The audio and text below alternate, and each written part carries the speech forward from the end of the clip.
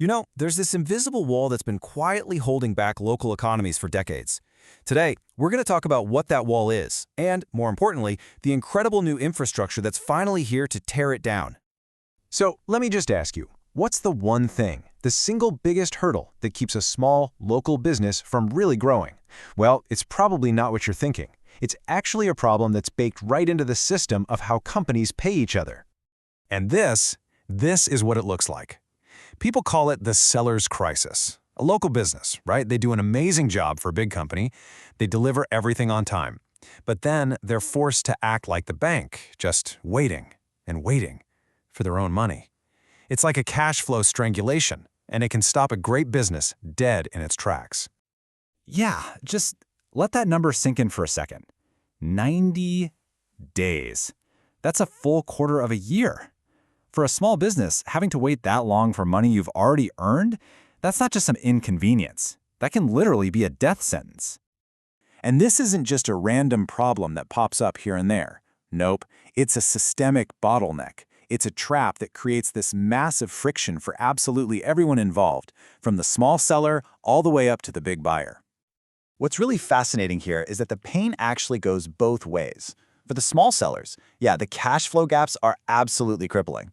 But think about it from the side of a large buyer, like a big utility company, DEMCO. Trying to onboard and pay hundreds of different local vendors, it's a total administrative headache. All that paperwork and overhead doesn't just slow them down, it actually makes them hesitant to work with the very local businesses that their own community needs to succeed. And man, this line just absolutely nails it. We spend so much time and money getting broadband out to rural areas, but access is not the same as enablement. What good is an internet connection if your capital, the money you need to operate, is being held hostage by some ancient payment system? So, the big question is, how do we fix this? Well, we have to start thinking bigger than just another app or a new policy. We need to build a whole new kind of infrastructure, not roads and bridges, but economic infrastructure. So what exactly is economic infrastructure? Well, think of it like the financial plumbing for a local economy. It's the digital framework, the pipes, that lets money move at super high speed. It makes sure that when a big company spends money locally, that money actually stays local, circulating and multiplying right there in the community. And this just lays it out, plain and simple. On the left, you've got the old way, slow, clunky, and stuck with that killer 90-day payment cycle. But on the right, that's the new model, a clean, streamlined network that absolutely slashes that payment time down to just 3 days. Look, this isn't just an improvement, it's a complete revolution. And the engine that's powering this massive change is a new ecosystem called the Southwest Pass Gateway, or SWPG for short. Now, this isn't just some piece of software. It's a whole new marketplace and payment network built specifically to connect strategic buyers like DEMCO directly with their local vendors. All right, so how in the world does SNPG shrink 90 days down to 3? Let's pull back the curtain a little bit and look at the tech that makes this all possible, the technology that builds both trust and incredible speed. Okay, it really boils down to two main parts that work together. First, you've got the marketplace, which is this smart hub where a buyer like DEMCO can easily find local suppliers who are already vetted and ready to go. That's connected to Painted Q, the high-speed payment system. And this is where the magic happens. When an invoice gets approved, a smart contract on the blockchain instantly creates a secure digital IOU. This token basically unlocks the funds immediately, giving that local vendor instant access to their cash. So the news cycle is, well, it's beautifully simple. Step 1, SWPG connects DEMCO to a local vendor in the marketplace. Step 2, and this part is absolutely crucial for trust, the University of Louisiana at Lafayette acts as an independent third party to verify that the job was done and done right. And then, step 3, the very instant that verification comes through, boom, the payment is released. No waiting. So, picture this in the real world. A big storm's rolling in, and DEMCO needs to get supplies out to the field, fast. Through the platform, they can use geotargeting to instantly find a local contractor who's nearby. That contractor deploys the gear, gets the work done, and the moment that invoice is approved, bam, that contractor gets paid. The whole thing is seamless.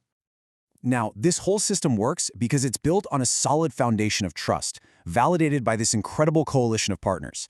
You've got the top-tier engineering from Kiwi Tech, you have the independent research and security validation from a major university, and you have the strategic support from state economic policy leaders. That three-way partnership, That's the secret sauce. Okay, so we've seen the tech. It's cool, it's fast, but what does it all really mean? What's the actual real-world impact? Let's talk about what happens when you unleash this kind of capital velocity into a local economy.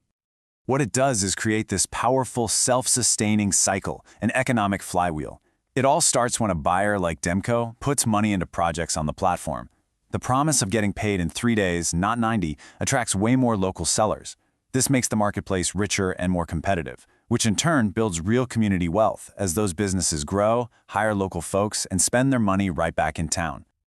And just look at who this empowers. We're talking about the true engines of our local economies. The small businesses, the tribal enterprises, the veteran-owned vendors, and so many other underserved entrepreneurs.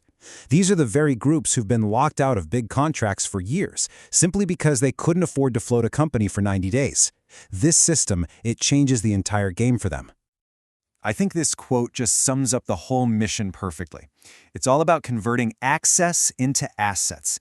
It's about taking that physical infrastructure we've built, like broadband, and using this new financial infrastructure to turn it into something tangible, real small business growth, and lasting local wealth. Which really leaves us with one final, huge question to think about. By fixing just a single point of friction, that simple question of how long it takes to get paid, can we really unlock a whole new era of local prosperity? If this model works here, could this be the blueprint for revitalizing communities everywhere?